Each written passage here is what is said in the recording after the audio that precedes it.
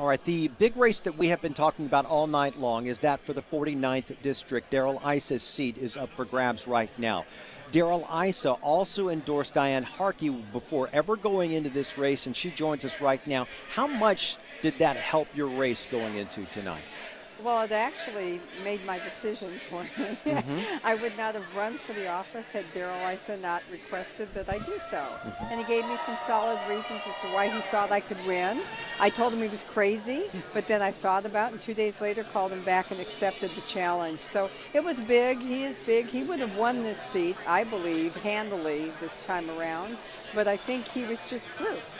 You are the target of the Democrats now, and between now and November, this will be a rough one on a national stage as they try to flip the House. Right. How is it that you think you will win come November against Mike Levin, who has been outside Darrell Isa's office for months with the protesters and the different people that have gained the momentum on the issues they brought to the forefront? Well, you know, I worry more about the homegrown protest than I do the paid-for and bought-for protests. So I'm not that concerned with Mr. Levin.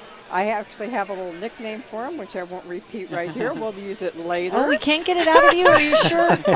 Sure would like to hear that. Well, very curious. I think he's just probably the perfect opponent. I welcome the challenge. You can talk about paid-for protests, whatever you want, but let's talk about what the Democrats did to Rocky Chavez to kind of knock him out of the picture, because you know they're coming after you in November.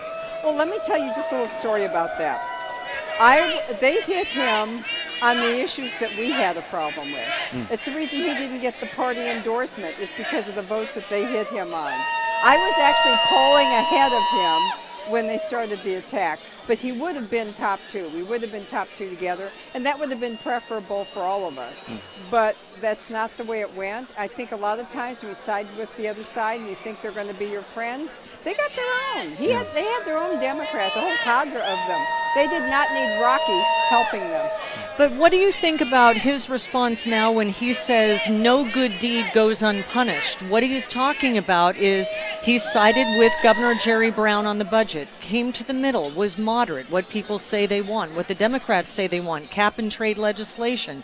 He voted on it. He is moderate, might have had a better chance. No, moderate. He sold out his own district to cut a deal because maybe he just needed the accolades that come with sitting with the governor. I have no idea why he did it, but they didn't need him.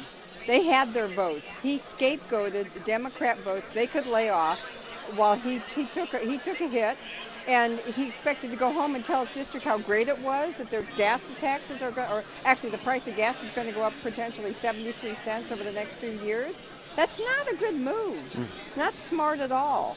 And you know, you got to represent your people, your folk, to whatever entity. I will represent this district to D.C., not bring D.C. to represent to my district. I know who these people are. I know what they need. I know my district. I know the industries involved. I know the challenges involved. We're a high cost of living district, high house values, which means high property taxes.